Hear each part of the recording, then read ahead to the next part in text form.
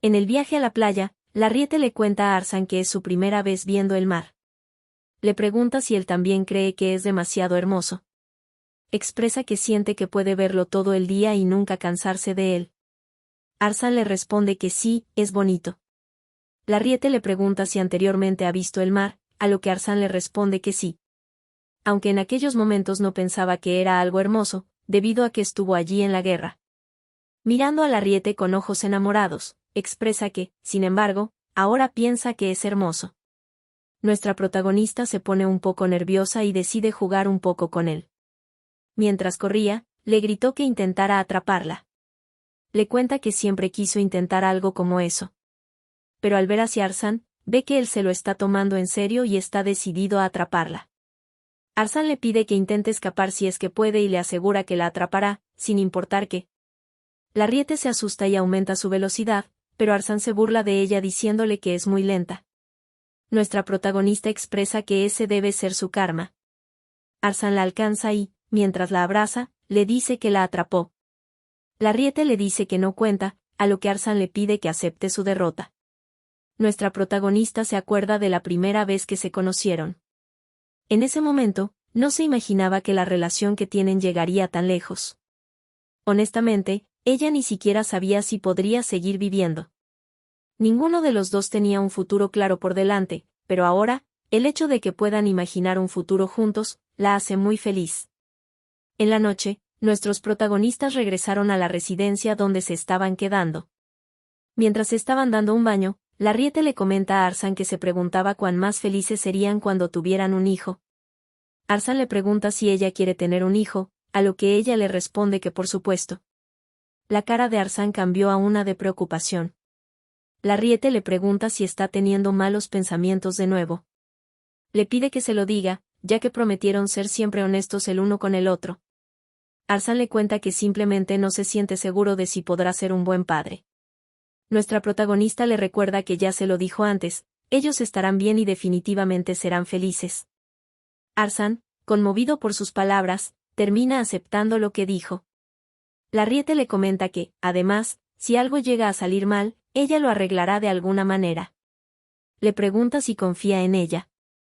Arsán le responde que sí, confía mucho en ella. Luego le expresa que la ama. Ambos sienten como la temperatura empieza a elevarse y como sus corazones se aceleran. Arsán decidió salir de la bañera, sin soltar ni un segundo a Larriete. Larriete le susurra que ya se lo había dicho antes, su cuerpo está en perfecta condición para concebir un bebé. Arsán le pregunta si está hablando en serio. Larriete le responde que nunca le ha mentido. Arsán, antes de darle lo que le pide, le ruega que no se arrepienta después. Mientras tanto, en el templo. Un grupo selecto de sacerdotes de alto rango estaban teniendo una reunión con Gibralfaro. Se estaba discutiendo sobre qué debería hacer el templo con su situación con los nobles y el imperio. Uno de ellos propuso que empiecen a agitar silenciosamente a los nobles para que se opongan al imperio y hacer que retroceda. Pero antes de terminar su idea, fue brutalmente asesinado. Lo que provocó que todos se alteraran. Luego de eso, los sacerdotes reunidos fueron cayendo uno a uno. Ese día, finalmente, Gibralfaro fue enfrentado por Doa. Gibralfaro, completamente mortificado, le cuestiona a Doa si acaso está loco, y reprocha cómo se atreve a poner una mano sobre él. Le pregunta si cree que su gracia, el Papa, le permitirá salirse con la suya. Doa, con una sonrisa, le pregunta si acaso sabe el Papa que él es su hijo. Gibralfaro se indigna porque trabajó duro para mantener ese secreto. Ahora, no puede creer que haya pensado que había logrado domar a ese monstruo. Años atrás, cuando Doa era pequeño y Gibralfaro era más joven. El sacerdote Gibralfaro, mientras golpeaba con un látigo a Doa, le recordaba que su madre lo había abandonado y tirado a la calle por un poco de dinero. Doa solo rogaba que le dejase ver a su madre solo una vez, porque no creía posible que su madre lo hubiera abandonado. Esas palabras, lejos de conmover a Gibralfaro, lo enfurecían. Para que desistiera de ver a su madre, le aseguraba que ella estaba viviendo a lo grande con el dinero que obtuvo por él, y que personalmente le dijo que no quería volver a ver a su hijo nunca más. Le recordó que él era un hijo no deseado y que probablemente ella nunca había sentido amor por él. Doa, sin embargo, seguía insistiendo en querer salir de ese lugar. Gibralfaro, indignado, le cuestionó qué haría si salía del templo. Mientras le golpeaba con el mango del látigo, le preguntó si acaso iba a robar y ser golpeado, justo como en los viejos tiempos. Quería saber si de verdad deseaba vivir de esa manera y terminar arrastrándose por las calles. Le aseguró que él no era diferente a las bestias, puesto que no podía entender las palabras, lo que lo convertía en una. Antes de irse, le pidió que recogiera su ropa. Al salir, maldijo por la situación. Reflexionó que si esa mujer no hubiera presumido por ahí afuera, diciendo que llevaba al hijo de su santidad, nada se habría complicado. Concluyó que, como se parecía extrañamente al Papa, tenía que asegurarse de que nadie se diera cuenta. Un sacerdote de rango menor le informó a Gibralfaro que ya se habían encargado de la mujer que había mencionado. Gibralfaro le preguntó si entonces ya no quedaba nadie más que supiera de ese asunto, a lo que el sacerdote le respondió que sí. Le aseguró que su santidad y los demás sacerdotes tampoco lo sabían. Porque les dijeron que el niño fue traído por su talento con el poder divino. Gibralfaro expresó que, como ya no quedaba nadie que supiera ese secreto, entonces lo único que quedaba era domar ese mocoso terco. De vuelta en la actualidad, Gibralfaro le gritó a Doa que nunca será papa, y que el único que se convertirá en papa es él. Doa volverá a las calles y vivirá como la bestia que siempre fue. Le pregunta a Doa qué hará, si irá con el papa a suplicarle que lo reconozca como su hijo, y si va a rogarle que lo ame. Le asegura que nadie va a amar a alguien como él, un ser tan despreciable. Alguien que su propia madre abandonó. Doa se cansa de escucharlo y simplemente termina con su vida. Mientras se retira del templo, expresa que él también lo sabe que nadie lo ama. También sabe que ya rogó lo suficiente por amor. Pero, mientras llora, comenta que, aun sabiendo eso, se siente frío y oscuro. Y sobre todo, siente miedo. Se pregunta qué debe hacer ahora. Más adentrada la noche, nuestra protagonista estaba observando el vasto cielo. Arsán le preguntó si no podía dormir. Larriete le responde que no, y le pregunta si él recuerda cuando ella le dijo que quería ir de viaje juntos. Arsán le responde que sí, era un deseo suyo. Le cuenta que cuando fue a buscarla, encontró su cuaderno de notas en la maleta. Y dadas las circunstancias, no tuvo otra opción que leerlo. Larriete, avergonzada, le pregunta si está hablando del cuaderno que tenía su lista de deseos. Arsán rápidamente se justifica diciendo que ya sabe que no fue correcto leer el cuaderno sin permiso, pero era algo necesario para poder encontrarla. Larriete se siente apenada, le pregunta si vio toda la lista, el viaje al oeste, romper el compromiso, todo. Y sobre todo si vio lo de salir con alguien guapo. Arsán, mientras esquiva su mirada, le responde que sí. Luego le agradece por seguir con él, a pesar de tener una lista de deseos como esa. Nuestra protagonista queda en blanco, con la cara hermosa de Arsán se le olvida hasta cómo regañarlo. Le dice a Arsán que está bien ahora, y esa lista de deseos ha dejado de ser importante. Arsán le pregunta si eso es verdad, y le propone si pueden hacer todo lo de la lista juntos de ahora en adelante, a lo que Larriete acepta. Luego de eso, se quedaron conversando sobre trivialidades. Lo más relevante era que Larriete le informó que tenía planeado volver a los eventos sociales, ya que los asuntos urgentes se habían resuelto. Después de regresar de su viaje de 5 días y 4 noches.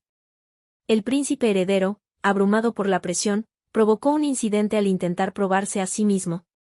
Como resultado, perdió la confianza del emperador y el apoyo del pueblo. Larriete también se enteró de que hay un rumor sobre que Arsán y ella rompieron el compromiso. Indignada, le cuestiona a la princesa qué demonios era todo eso. La princesa le dijo que pasó mucho tiempo en que no se veían. Larriete le pregunta si es cierto ese rumor. La princesa le responde que no lo sabe. Le expresa que, gracias a ella, pudo actuar con confianza, aunque también tuvo ayuda del duque de Candel. Nuestra protagonista, confundida, le cuestiona de qué está hablando. Él se le cuenta que es sobre el proyecto de bienestar. Larriete se emociona y le expresa que se alegra de que todo haya salido bien para la princesa. Y le aclara que es ella quien debería estar agradecida, ya que le permitirá conservar su título incluso después de casarse. La princesa le dice que todo está marchando sin problemas. Su propio plan para tener el trono, el matrimonio de Larriete y todo lo demás. Por eso, ahora es tiempo de que Larriete le dé una respuesta. Le recuerda que es algo que ya se lo preguntó en las calles de la ciudad. La princesa le había preguntado a Larriete si consideraría trabajar para ella.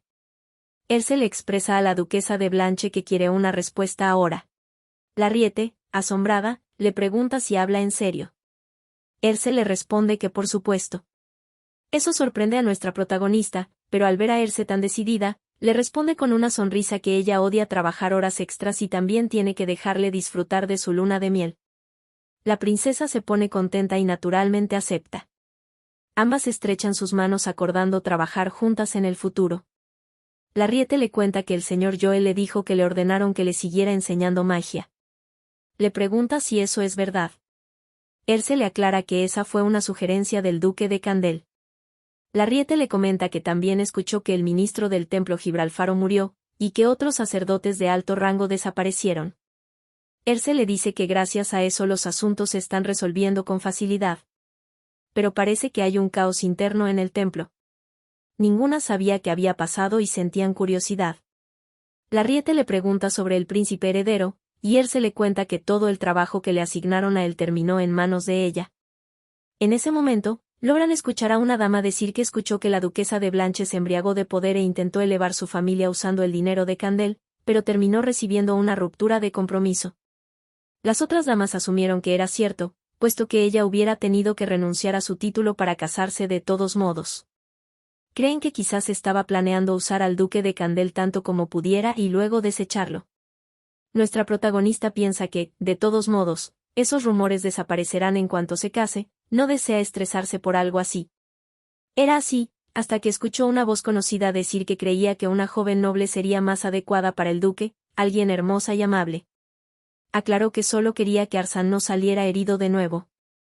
Nuestra protagonista piensa que simplemente debería ignorar a Yeria, ya que de todas maneras se casará pronto, por lo que no hay necesidad de preocuparse. Pero se trata de ella de nuevo, de Yeria Mirchen. No se explica por qué esa mujer siempre codicia lo que le pertenece a ella.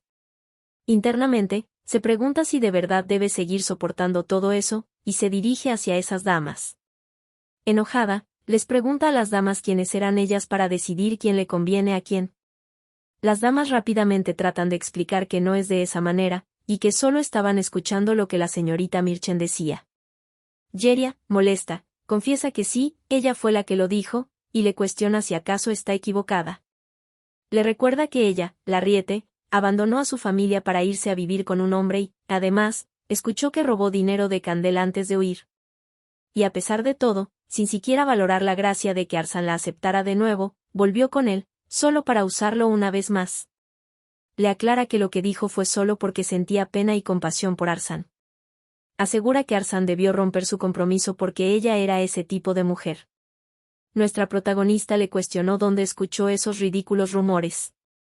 Yeria vacila y le pregunta si acaso no es cierto. Larriete le dice que hay muchas cosas mal en lo que dijo que no sabe ni por dónde empezar. Para empezar, a Arsán no le gusta que lo llamen por su nombre, a menos que sea su pareja, así que le pide que por favor tenga cuidado con eso. Yeria le grita que ella tampoco es su pareja, ya que la rechazó. Nuestra protagonista le pregunta entonces qué es ese anillo de compromiso que tiene en su dedo. Yeria le grita que está mintiendo, no le cree nada. Larriete, con una mirada fría, le pregunta si puede asumir la responsabilidad de lo que está diciendo. Yeria le responde que, por supuesto, y le pide que no mienta con un anillo barato en su dedo. Es más, le señala que Larriete es quien debería prepararse para tomar la responsabilidad por insultar a Arsán y a ella. A nuestra protagonista se le dibuja una sonrisa, y le responde que entiende. Anuncia, aprovechando que hay mucha gente, que ella se va a casar pronto con el duque de Candel. Los nobles se sorprenden y se cuestionan si entonces no rompieron su compromiso, y si de verdad la duquesa de Blanche iba a renunciar a su título. La princesa Erce toma la palabra explicando que, como parece que nadie sabe, hace poco se modificó la ley y ahora ya no es necesario renunciar a su título al casarse. Asegura además que la duquesa de Blanche se casará con el duque de Candel. Los nobles cuestionaron cuándo sucedió eso, cuándo se cambió la ley. La princesa les responde que fue hace una semana. Le preguntaron entonces cómo es que ella sabe sobre que ellos se van a casar. La princesa les cuenta que ella misma ayudó al duque de Candel con la propuesta de matrimonio y eligiendo el anillo. Yeria grita que todo es mentira. Plantea entonces por qué el duque no llegó con Larriete si se supone que se van a casar. Pregunta qué clase de hombre enviaría a su prometida sola a una fiesta. Además, cuestionó si no le daría miedo casarse con alguien que podría estar loca como su madre. La princesa se acerca a Yeria y le advierte que insultar a su amiga cercana no es diferente de insultarla a ella. Le pregunta si se da cuenta de que también la acaba de insultar. Yeria tiembla de miedo y trata de explicarse que no fue su intención. Los nobles empiezan a decir que lo que dice Yeria es mentira. La señalan como una persona rara, alguien vulgar y sin clase. No pueden creer la audacia que tiene. Yeria, avergonzada, sale corriendo del banquete. Los nobles ahora dicen que siempre supieron que lo que decía Yeria era mentira. La princesa Erce le pregunta a Larriete si se siente bien. Nuestra protagonista le comenta que es increíble salir huyendo de esa manera. En el fondo, piensa que, sinceramente, al tratarse de Yeria, ni siquiera esperaba una disculpa. Luego le informa a su Alteza que se retirará ella también.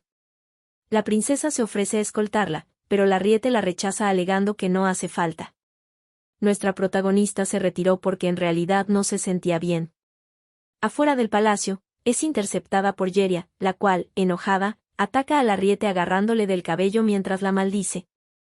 Nuestra protagonista no lo puede creer, pero tampoco está muy sorprendida de que Yeria haya perdido los estribos. Lo que no se explica es por qué tiene tanto odio hacia ella. Se pregunta si acaso piensa que es un oponente fácil de vencer. De lo que sí está segura es de que no se ajustará a sus caprichos, y nunca cederá ante su codicia. Aunque es verdad que es hija de una familia ducal al borde de la extinción, no se dejará vencer por alguien como Yeria. Por ese motivo, la detiene, sujetándole fuertemente las manos. Le advierte que no la toque y que nunca vuelva a codiciar a su futuro esposo. Yeria se pone nerviosa y ruega que la suelte. Nuestra protagonista le hace caso y la suelta, no sin antes lanzarla lejos. Con una mirada fría, le pide que no la vuelva a enojar. Luego le pregunta si no tuvo suficiente con haber sido humillada frente a todos, o si quiere pasar por lo mismo de nuevo. Yeria le grita que todo es culpa de Larriete. Por su culpa perdió a sus amigos, perdió el amor, y ahora hasta su reputación perdió. Exclama que toda su vida está arruinada por culpa de ella, Larriete. Le cuestiona por qué solo tiene que ser feliz ella y por qué solo ella vive bien. No es justo, señala. Larriete, harta de sus berrinches, usa sus poderes para ponerla en su lugar. Le pregunta si acaso piensa que siempre fue feliz. Antes de irse, le expresa a la señorita Mirchen que espera no volver a verla nunca más. Por último, le recuerda que debe asumir la responsabilidad sobre lo que acaba de pasar. Yeria, indignada, le cuestiona si acaso piensa que se va a asustar con esa amenaza. Luego la amenaza gritando que Larriete también caerá hasta el fondo, ella misma se encargará de que eso pase. Nuestra protagonista se dirigía al carruaje mientras Yeria no paraba de despotricar en su contra. Antes de subir a su carruaje, siente un fuerte mareo y termina desplomándose. Más tarde, Gerard le informó lo sucedido en la fiesta al duque de Candel. De cómo Larriete, tras su discusión con la señorita Yeria, terminó desmayándose. Arsán se enfurece ante los actos de Yeria, y se pregunta si debería matarla. Gerard le informa que Su Alteza, la princesa, ordenó que los culpables fueran castigados. Aún así, Arsán expresó que no era suficiente. Le ordena que le diga a Alstein que informe que Candel exige el máximo castigo. Gerard acepta y desaparece.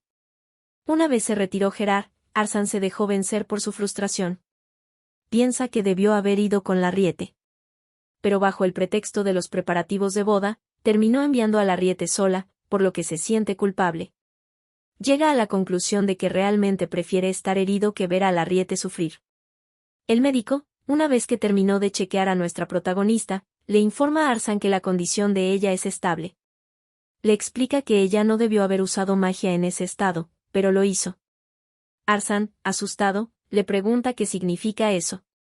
El médico le explica que en la etapa inicial es sumamente importante mantener un descanso completo, porque el cuerpo en ese periodo se vuelve extremadamente vulnerable. Arsán sigue sin comprender muy bien la situación. Se preguntó si entonces la enfermedad incurable de Larriete había regresado.